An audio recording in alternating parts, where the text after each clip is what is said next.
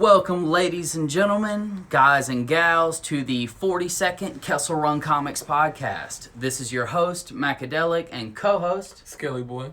And as always, we're back again this week with some Chom entertainment. We actually do have a couple of pieces of spec or rumors, just cool stuff to talk about at the tail end of the podcast, so definitely stick around for that.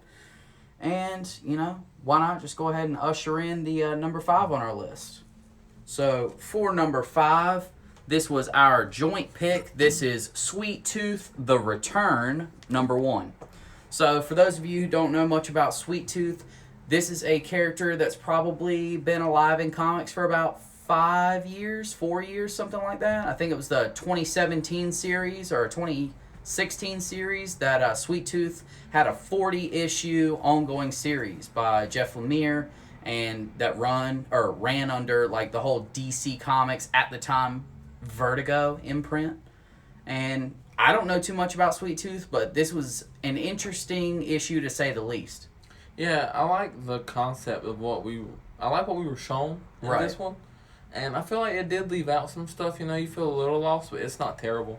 Yeah. It's definitely all stuff that they could explain in this second issue.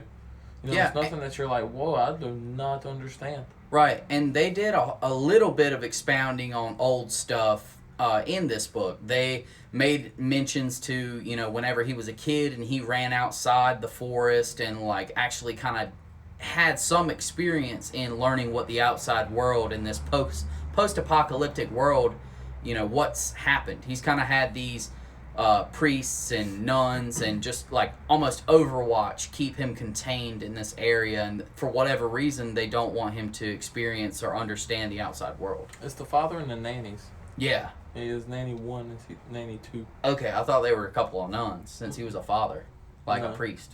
Mm-mm.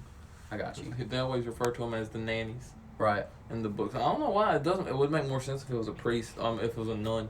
Right. But it's just not that. Well, tell me what your favorite and least favorite part of this story is. I like the character growth we see where he's like, if he lies to me, I'm gonna lie back. Yeah. That whole endeavor, of him being like, I'm not a kid and he needs to learn this. Right. Basically hitting a rebellious phase. Yeah. I thought that was really neat. Yeah, that adds to the character development of Sweet Tooth. I thought it was kind of cool how, and just different, that you go through the entire book until the very last page and you don't hear the name Sweet Tooth. Yeah. He's referred to as Boy. Yeah. He always just says the boy. Yeah.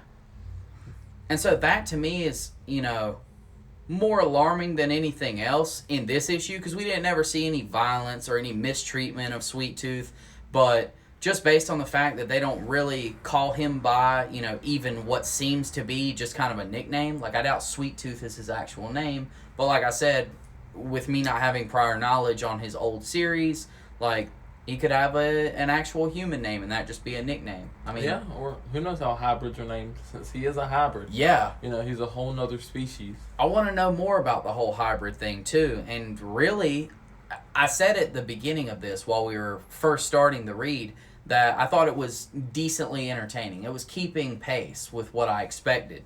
Yeah. But at the end, I did actually consider, this might be worth something going and reading, at least the first arc, the first 6 issues of the ongoing series. Yeah, just kind of see what's going on. And if not that, I might do the Matthew method and just watch a YouTube video. Whoa, the shortcut, the cheat sheet version. The Matthew method. Calling out the chunk method. I like that, the Matthew method. That makes sense. Do we have any questions? Just the homies. What's going on? What's up, MJ? Kratos is near. All right, MJ. We don't have any God of War on this podcast, but a God of War book is actually rising in speculation right now because they're saying there are rumors about a Netflix God of War series. Really? Yeah, which could be cool. But I like the recent rumor about an Assassin's Creed Netflix series before that. But that's because I'm more versed in Assassin's Creed than I am God of War. I know very little, and I've only played one God of War game. I'd rather see them getting, if Netflix was going to get entangled with a developer to make movies, right. I'd rather it be Ubisoft just because they have way more franchises. Right. you know. Or it would be kind of nutty for them to do something with like Bethesda. Yeah. But then you're dealing with Microsoft now. You're not dealing with just Bethesda. Right. Well, tell me, young Jakob, what's your rating on this bad boy? It's a solid 2. Okay, it's 2. It's the only reason it doesn't get that half a point is just because there's just a tad too much like unfamiliar going on, you know? Yeah. It's a great concept and it keeps you engaged and you do understand the premise of what's happening, but you don't know the details. Right. And they don't elaborate on that at all. Mm-hmm. So that's the only reason it's not a middle ground. This one for me is middle ground. I'm at a 2.5, only because I'm optimistic about the future, but also, you know, this could take a turn and just lose my overall entertainment. Or lose its overall entertainment factor. Yeah. So, introduce us to number 1. Or number 4. Number 1. Oh, We're just boy. skipping. Jumping. So for number 4, this is obviously a me pick, but we have Inkblot number 3. And this book is very interesting to me. Because it deals with pirates in this one. Yeah, I do like and that. That was neat. You know, we got to see more of their kingdoms. They have whole ship-based kingdoms, you know, in this world. And the captain is like a king, is what it seemed. Right. You know? Yeah. Because he was like, no, I'm the ship captain. was massive. Yeah, it had a city on it. They had a literal city on this ship. And this deals with the Loch Ness Monster. And I talk all the time about how much I love cryptids, too. Yeah. You know, so it was just like, ooh, double whammy. Yeah, I did think of you immediately when I saw that last like page, and it was just the open spread, and he was talking about, oh, is that Nessie? I was like, oh, well, Jacob's gonna have something to say about that. Like he'll enjoy that little Easter egg. Yeah, I love cryptids, but to me, I love this book, and I love how it's following the cat still, and we're getting to see just explore the world with the cat basically. You know, we're even getting to see family feuds. Mm-hmm. You know, that's brought up in this one for the secondary character that narrates it. You know, it's all part of her family. Because her brother was the only other one that had interacted with the cat. Mm-hmm. And so I really enjoyed the book. I enjoyed the pirate theme, like you said, and I also enjoyed, you know, how quick this book went. You know, I talk all the time about how whether it's for writing reasons or art reasons or kind of an amalgam of the both. I take my time generally reading comics, but this, every time I looked at a piece of art, I understood immediately what was going on or why it was happening. The text, super easy to read and get through. I understood what the goals were of Emmy Kubert with writing this script in particular. She just wanted to kind of world build, introduce a couple new characters and that sort of thing because like you said, the main character, like the female who actually made Inkblot, which revealed in this is a demon. Yeah. Which I thought was super cool. That I'll give some points. Celestial demon too. I don't know if she said celestial, but I know she said it's a demon. It made me seem like it was a space. Oh, it might have been cosmic. Yeah, she said cosmic demon. And I was like, whoa, we're getting into some sci-fi action. Yeah. You know? Oh, yeah. Ooh, that was really... Well, since he can, like, it can manipulate reality, or, like, dimensions and, like, travel places. Yeah, this could be... I could see this being, like, a science fiction issue for number 5, and then for number 6 being a, like, crime noir. Like, if they wanted to do that, they could switch at that drastic of a pace. Yeah, I think that is... For someone has talented with, like, art and stuff, has Emma Kubert, like, that's perfectly fine. Yeah, I feel like it's attainable. She could do anything with it, you know, because she has that skill level. Right. And so there's no one I'd rather see working on this book or a book like this. Yeah, this is a great original idea for her that she came up with. It's awesome. Yeah. Well, I mean, what was your biggest takeaway from this book? And that's different from like your favorite or your least favorite part. I mean, like, what is something that you just, you know, aside from the whole Loch Ness Monster thing, what really stood out to you that made this a great read, comparing it to issue 2 and issue 1? Ooh, what made this a great read compared to the first 2? I'd say just the amount that we learned, you know? Like, there's so much to take away. Yeah, almost every page was something new on it, you know? And even if it was repeat, it was just more detail. Yeah, and like I said earlier, with us not getting that main female character that's like the librarian and like, you know, the bookkeeper, she was still narrating this whole deal. Yeah, she's always there talking about the cat. Right. So I did like see that. what the cat's doing. Yeah. I think that's neat. This book for me is sitting right at like a 3. Like I enjoyed it a little more than average, but it could have definitely surprised me or blown me away more. Like I said, issue 2 stood out the most to me so far because, like I said, it had the dragon, and it introduced that basically another faction for like the direct world. Yeah, the elves, and so I enjoyed that one more than I enjoyed this one. But I don't know how I feel about number 2 compared to number 1. I still think 2 is all out my favorite. I think it's 2, this one, and then 1, honestly. Not because I really dislike 1, but because I felt like there was a whole lot more text and a whole lot more setup for number 1 than these other 2. Yeah. Like they've been text intensive, but not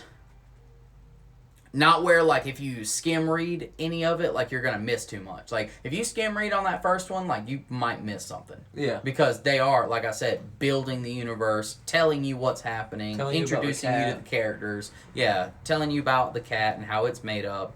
There's just so much that goes into it. Well, it would be a 3.5 for me. Just because a 3.5? Okay. Just because we learned the cat's cosmic. Yes. That little bit of extra that'll give it a 0.5 point. Yeah, that's worth the boost. I got you on that. Well, ladies and gentlemen, so this was one of Jacob's picks. We're going to move back into one of my picks. This is number 3 on our list. This is Crossover number 1 by Donny Cates. I don't really know what to say about this book. This was something that for at least a month, all comic shops have known.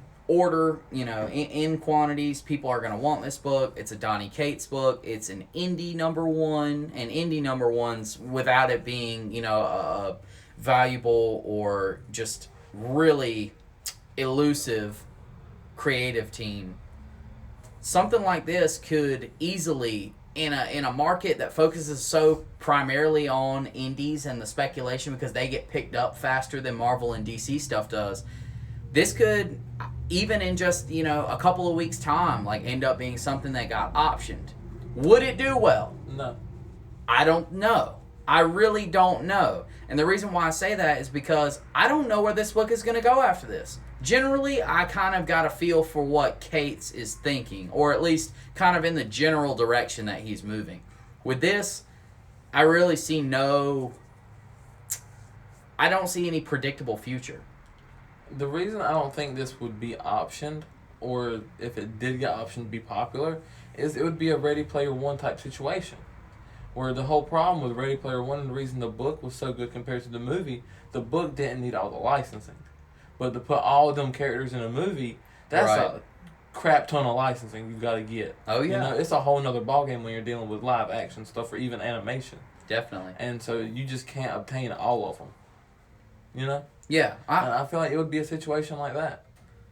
I understand that. Yeah, definitely with how many different little minor cameos there were of Marvel and DC in this. Like, there's one scene where a guy is trying to sell comics to a comic shop, and they don't care anything about it. And boy, did that scene resonate with me. Because in this small town that we live in, people bring me, like, super tattered stuff, and they want top dollar for it. And, even if you've got just random filler issues, even if they're in top condition, you're not going to get anything for them because keys are what, keep the market up. Like, people are buying keys. People don't buy a whole lot of filler issues unless they are looking to fill a run that they have already started. If it's a project for them, then they'll do it. But otherwise, that scene stood out the most to me out of all of them in this because I thought it was kind of funny that she came in, I'm imagining she's a superhero, that she came, because she was talking about, like, the other world and stuff like that. She seems knowledgeable about it more than other people. And she also was getting the same type of societal rejection. Like, she got that bottle thrown at her and stuff when she was walking on the street, and he was yelling about how heroes, aren't worth, I don't think she's a hero just because, she said that her parents were trapped too, but her parents were just trapped on the other side of the force field. Right. Where that girl's parents were still in the comic world. Yeah. Okay. I feel like that kind of distinguished. She's just one of them people that know a lot about it, you know? Right. Yeah, and it would have made more sense to my argument if the girl that I'm talking about, like the main character, had the dots as well, you know? Yeah. Then you'd be like, oh, she's from the comic universe, too. Yeah, and I just feel like she's one of the people that's really invested in that world, you know? She doesn't care if people hate it. Right. You know, that's her thing. Yeah, yeah. I thought this comic, for a whole lot more reasons than just the story, I've thought for a long time, why is there not a comic book about people who own a comic shop? Or why is there not a comic book that revolves some way around a comic shop? Or like, you know, a game shop or something like that. And this is kind of what I wanted, except I know I'm not going to get any more of it because the shop got burned down. Yeah.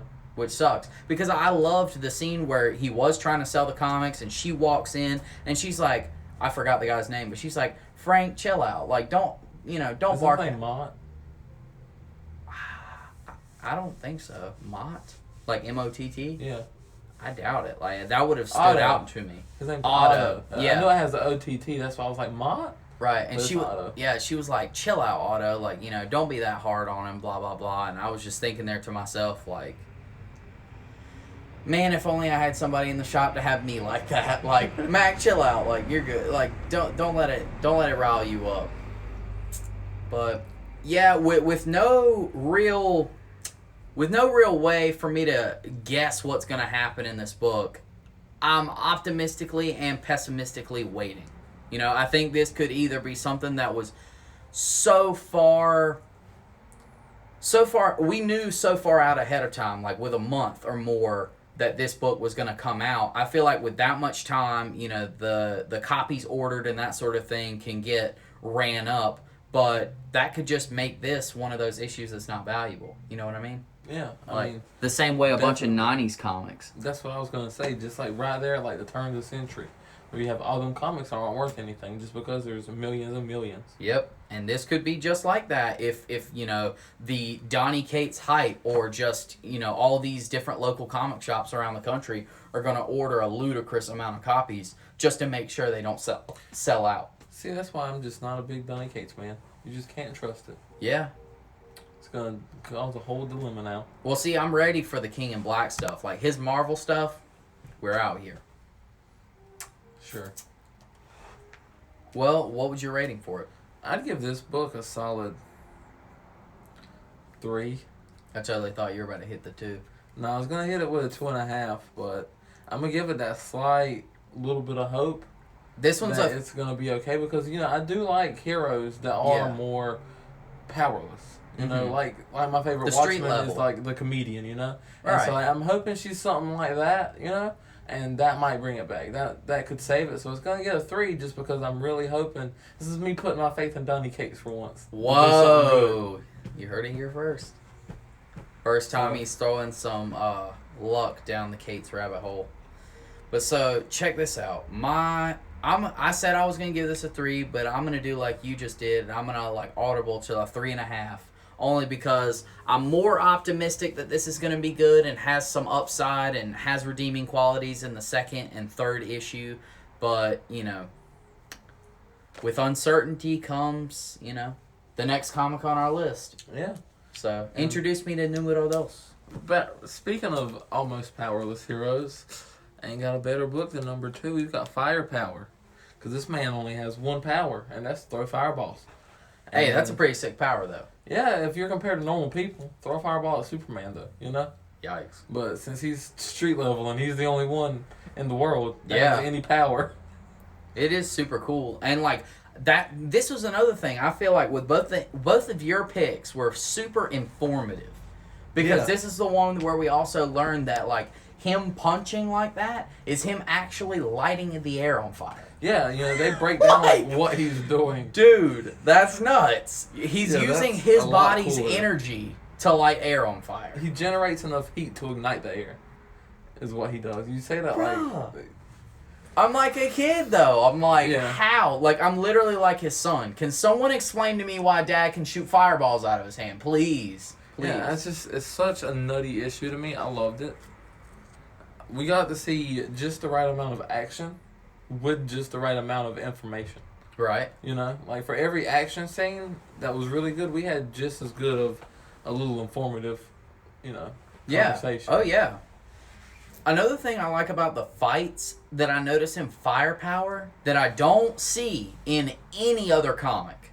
And keep in mind, if you asked me a year ago, I would only, when I say any comic, that would only be Marvel and indies, and very few indies. Now, I'm pretty well versed in the indies, and I've been reading plenty of DC since we've been heavily doing these podcasts and doing these podcasts live.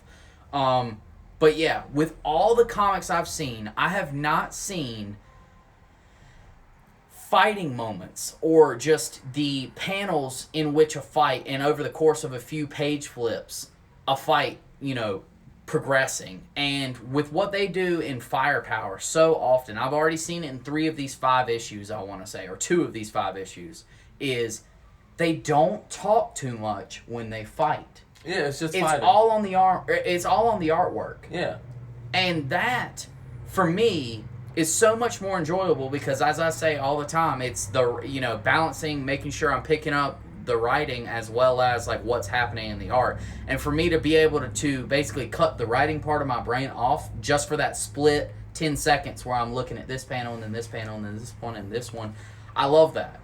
That for me is just so much more enjoyable. It adds a dimension for me. Do you know what I feel like gives this book that? The fact that Robert Kirkman also did The Walking Dead. Yeah. So he understands what it's like to also have something recorded, and a lot of times in like movies and TV, the fight scenes will have that one moment, Right. And he'll give you that in the comic book still, that one thing that you will remember, Yeah. And he's just really good at doing that. Because I'll be honest with you. I was about to say, I don't have any disagreement with that. That sounds like right on. Because I've noticed what you're talking about. Yeah. And it brings me back to certain moments in certain movies, Like in that Terminator movie with the Liquid Terminator, whenever he jumps on the back of the car and clings, that like immediately reminded me of when she threw that thing, Yeah. Just it was that one focus moment, and like everyone was just like, well then, like that's a surprise, and just moments like that. Yeah, I also like how the interjection of the speaking starting again signified the end of the conflict as well. Like, it didn't always. Not always, but in this one it did. Like, the last thing that happened was she slammed on brakes, and then the girl hit the back of the car. And as soon as she hit the back of the car, he said, "Nice one, honey," or something like that. Then hopped in the car, and they got back to the house, and then started explaining everything. Yeah. Well, there was that one quip in the middle of the little car scene where he was like, "You're going to have to take the wheel." And she was like, "Okay, I got it." Yeah. But that was it. That was the only dialogue in the fight. Right. Yeah. But I just love that. Like, Robert Kirkman just let his artists kind of depict what the fighting was. Because without any, words, I'm sure Kirkman was just like, okay, this needs to happen, and this needs to happen. Let it happen however you like. And he's really good at making the characters you need to know be iconic in a fight. Mm-hmm. Yeah, and really stand out. Cool minor characters, Yep. The minor characters aren't like important, but they all have names and stuff. Oh yeah. But, they're neat. But that big guy, you know who the big guy is. That's a scary bastard. Yeah, that man is humongous. Yeah, and he wasn't lying. It was so crazy to see Owen still banter back and forth with him when, as the big dude said, like, I'm holding your wife by her throat. I could crush this like a toothpick if I wanted to now. Like, I was like, Owen, what are you doing, bro? Like, why are you talking smack? This is not wise. Kelly might die. God. But what would you rate this book? This one for me is probably like a solid 4. Same. This I was gonna give it a 4. Yeah, this was a really good book, and I hope that it just keeps. I hope it keeps being just as entertaining as the previous comic. It stays on that level every time. This has been a very consistent book. I agree. Yeah, ever since issue 1, like, I haven't been let down. Nice. Not with really anything. Nice. What would you consider the worst Firepower so far? Can't remember what happened in all of them. Right. Oh, I feel I that would say too. 3. I feel like 3 comes to memory. 3 was the one that they were like, oh, that's the origin because it's going to show you those characters, and it showed like all the people from its past in the back. That one was just boring. Yeah, that one was kind of slow. Yeah, I did not like that one. That's the least memorable. It's funny book. that Kirkman blew that one up like a week before it came out and was like, this is going to be a huge issue for the Firepower run. Like, this is really going to introduce, like, the heavy characters. And I guess it kind of did because, like, that issue, you know, led into 4, and then 4 led into this. And yeah, like, I mean, it showed them, but it didn't, you know, now we're really seeing, like, what they're about. yeah, if anything, this issue felt more like oh, that one's a key. That one's what I consider a key because it's informative. It has a lot to do with, like, the conflict of the characters, and you learn a little bit of the motives of the people from the mountain. Like, they're trying to bring Owen's family back there. Yeah, definitely. That's what we got for number 1. For number 1, ladies and gentlemen, this was one of my picks as well, but it's funny. Every once in a while this happens. One of us will pick a book, and the other one will enjoy it more than the picker. So, even though this is my pick, this is Wolverine, Black, White, and Red. Or Black, White, and Blood, rather. Which, if you couldn't already tell just by looking at the cover, this book is white, black, and bloody on the throughout the 3 stories. Yeah, the only colors were white, black, and red. Yeah, the only other colors that aren't in the story, or the only other colors that are in this book aren't in this story because they're ads. Yeah. Other than that, like, any story material is black, white, and bloody. And I love that. That's one of my favorite formats. That, in my opinion, that just shows true gritty, you know, style stuff. Because growing up, and this sounds terrible, but one of my favorite movies was Sin City. Yeah. As a child. And so, like, I don't know. That movie, have you seen Sin City? I haven't. That movie is not okay for children. Yeah. It's really not. It's really not. And I don't know why my dad let me watch it on repeat. Because #Woodrow. Yeah. But I love that movie. And The Spirit. Okay. Have you seen The Spirit? Uh-uh. Why have you not seen the 2 big movies that use this? You have to watch them. They're both Alright. wonderful. They're both great. I love them. I'll watch them, yeah. Cool. I think you would like The Spirit. It'd be like film history. Yeah. But I just love that, and that lets you know that everything in this book is to that level of, you know, is really grimy. Yeah. And I love how every single one of those stories. Someone commented, that's what I'm pointing. Oh, got you. But every one of the stories was still grimy. Brandon Tatum, I'm pretty sure that's B. B says that Sin City is an amazing movie. See? Yeah, that's Bouja. Hey, Bouja. Bouja. What the hell? But, yeah, see, he knows. Sin City, amazing. You should watch it. I mean, I will. Like, we can watch it. But every single one of the stories, while having the gritty and super bloody aspects, still told a different lesson. Okay. You know? Yeah. Like, and the first story was my favorite. Which Of one this was your one? favorite? Yeah. That surprises Of the me. 3. I totally thought you were going to say the second one was. Really? But you might not have realized why I'm saying that. Why are you saying that? Because of who wrote it. Who wrote it? I don't know who wrote the second one.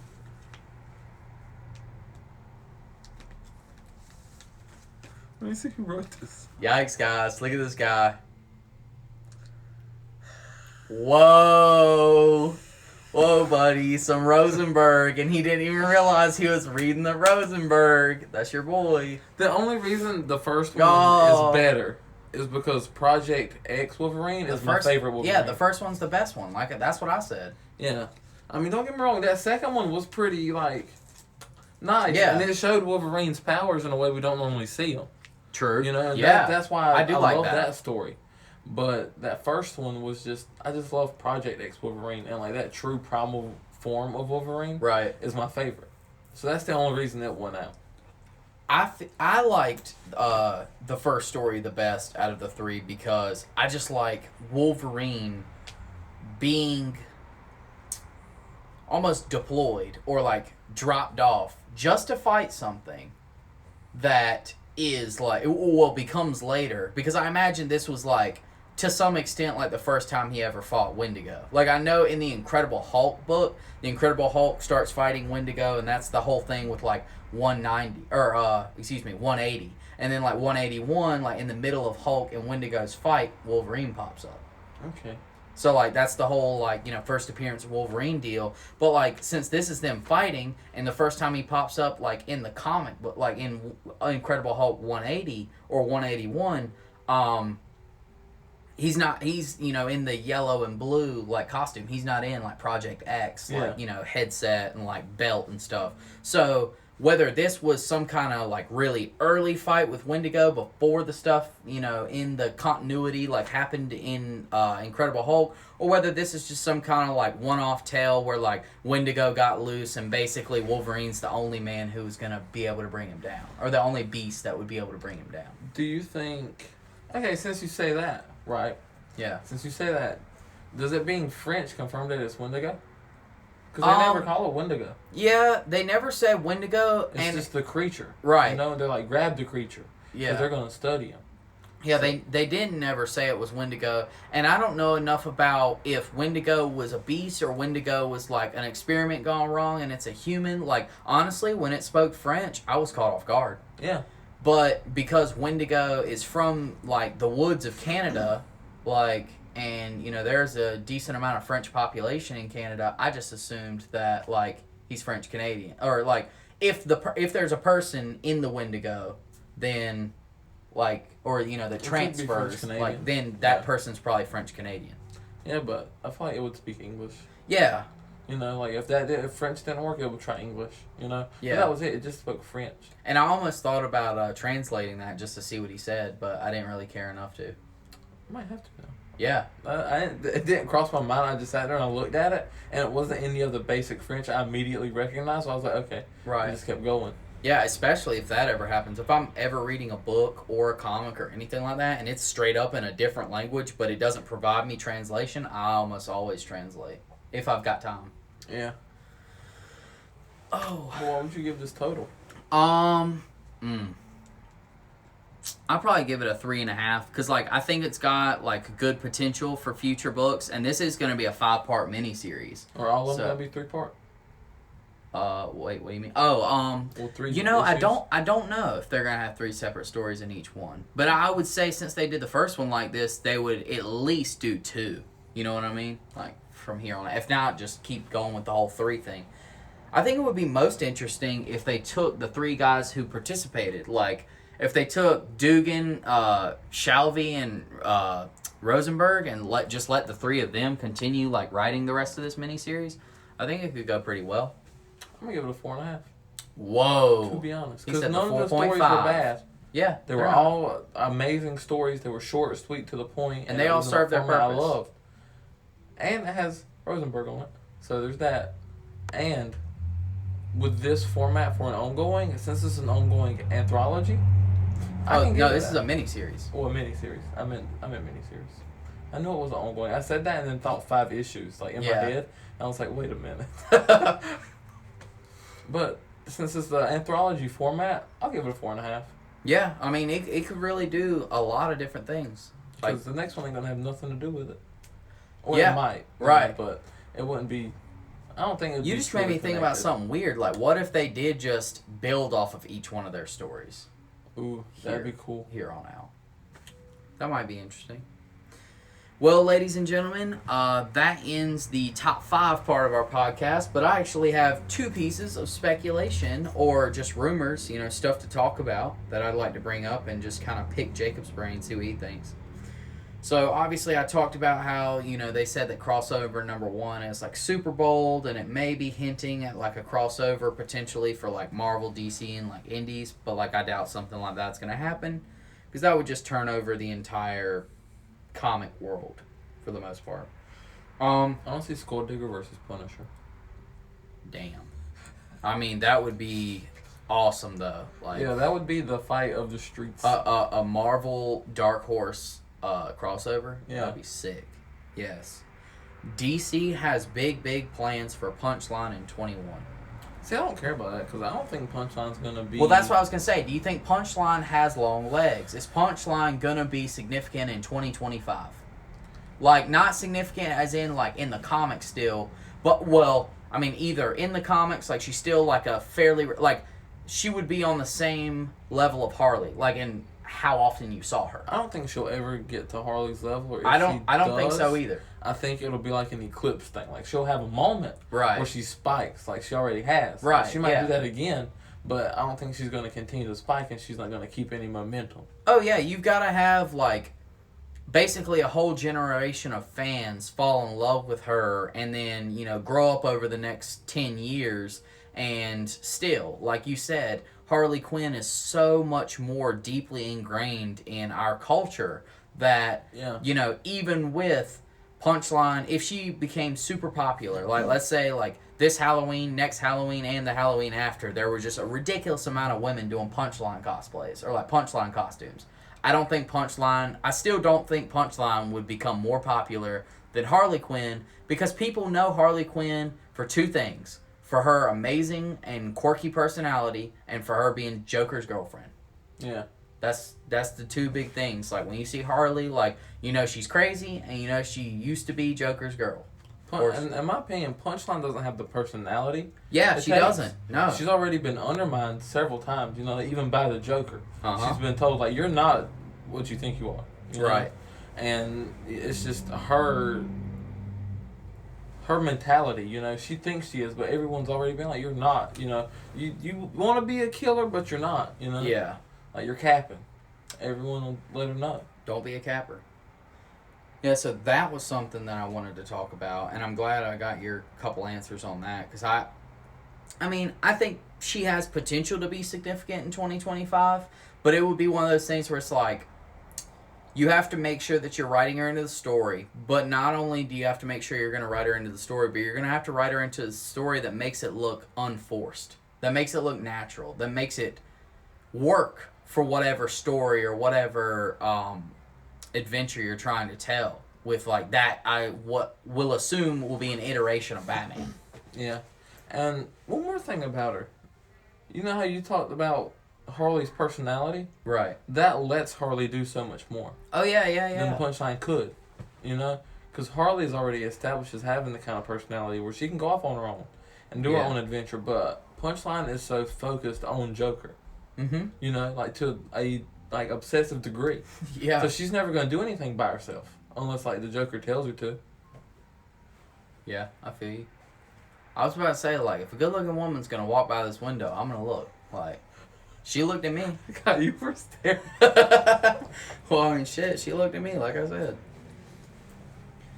But, my other piece that I wanted to talk about actually comes straight from comicbook.com. And comicbook.com says, in the Ten of Swords, or X of Swords, Wolverine might have just changed everything. Apparently, the character, let me see what her name is, because it's just ridiculous to even try and say. Saturnine. Saturnine, she was a character that was introduced in the X-Men Free Comic Book Day deal. And she's basically the person who is kind of almost like the orchestrator, or think of it being like the mediator for the Ten of Swords competition between Krakoa and its 10 champions and Arakko and its 10 champions. And Wolverine apparently ends up ending her in one of these books. So apparently all of this stuff with Ten of Swords is just going to change drastically. Why do you say that? That's what they're saying in the article. I'm seeing how you're going to react to what it said. And straight up, I'm not going to spoil it for them, but you can see that. Do you know something that you notice a lot in this whole Krakoa mess? What's up? People die a lot because we can bring them back. Yeah, but I don't know whether... Honestly, I don't know whether she's a mutant. I'll assume so because she's dealing with them and everything. But she's not a Krakoan citizen, so is she going to come back alive? Probably not. I say not. But if she's a mutant, she might. Yeah, true. And I don't even think they tell you what her mutant abilities are. Yeah. So she's not going to have anything OP like Moira McTaggart, and literally her whole power be reincarnation. She might. That could be the next thing. Because does anyone know? What her ability is? I don't think so. So that could be her thing, and she could just be going to surprise them. Because think about it, she's dealt with the Children of Apocalypse, and they kill him in a second. Well, I hope it doesn't work the same way Moira's does. Everyone else's reality is connected to her. If she dies, everything restarts to the second that Moira was born. What? Right, everyone. That's so insane. Yeah. No, I don't think it's like that. So that's why I said, yeah, I hope it's not like that, because otherwise we're about to get a hard restart on all of Dawn of X. That's a heck of a way to like just redo everything. Yeah. That's the best scapegoat I've ever seen in my life. And see, that's why I told Dad, like, literally when all the number ones came out, I was like, well, this whole deal with Moira McTaggart being able to die again and, like, everything just resets, like, this is going to be one of those things where if anything, like, really crappy happens in the kind of the X-Men, like, comic stuff right now, or they're like, oh, you accidentally made a blunder, they'll just freaking have Moira die in one way or another, and, you know, when she comes back, like, everything will be okay, and we can all restart. Yeah. Project Clean Lift. Oh, that's my boy Philip. And I'm not talking about Mr. Philip. I actually got it straight now. He said, I need to come pick up Punchline and Three Jokers. Three Jokers number 3 did come out last week, and we reviewed that. So if you want to see what we had to say about it, like, go look at last week's podcast, Philip. But Punchline comes out next week. So if you come and see me this Saturday, I could sell you some Three Jokers, but I wouldn't be able to sell you Punchline quite yet. But if you wait till next week and just come see me on New Comic Book Day, I can hook you up with both, brother. Well, ladies and gentlemen, unless you have a few more questions or comments that you'd like to send us in, we'll kind of just chill for another 30, 45 seconds and make conversation. If you guys have any questions for us or, you know, inquiries about comics or, you know, just kind of pop culture or rumors that are going on. I'm going to tell you, I might as well like tell everybody since you tagged me and everything on Instagram with the podcast. Yeah. I changed my name on Instagram. Okay, to what? It's Gooler Than You. Gooler Than You? Okay, Yeah. I like that. Yeah. Gouler? Yeah, So- nice. Gooler Than You. So- Is it just like all together, any Yeah, it's all underscores together. or dots or anything? It's all together. Okay. I might go back and add dots to it, but right now it's just all together. I like it just like that. I was just trying to find something I could like switch it to from Skelly Boy because I really hated the numbers. Oh, really? Mhm. I always thought those were cool. That you had I don't 11 in there instead of the L's. Well, it's not. It doesn't have any significance to me. Right. Like I'm sure if the number 11 meant And see, it something- does to me because I wore 11 in sports like for probably like 6 or 7 years. See, to you it makes sense for me. I'm like, it's just 2 ones, you know. Right. Like, the name I wanted was taken. That's all it symbolizes. That's why every once in a while, like, you know how like my whole Macadelic is Maceddellic. Yeah. Like in some of my passwords, if I make my password Macadelic, sometimes I'll make the L's ones. Mac, you should not tell people. Well, I'm saying, dude, no, there's no way you can figure out my password because I have like 3 different things I use, but I have like 10 different ways to do it. So like even me myself sit there and have to like plug in like 5 different methods of like roughly the same thing.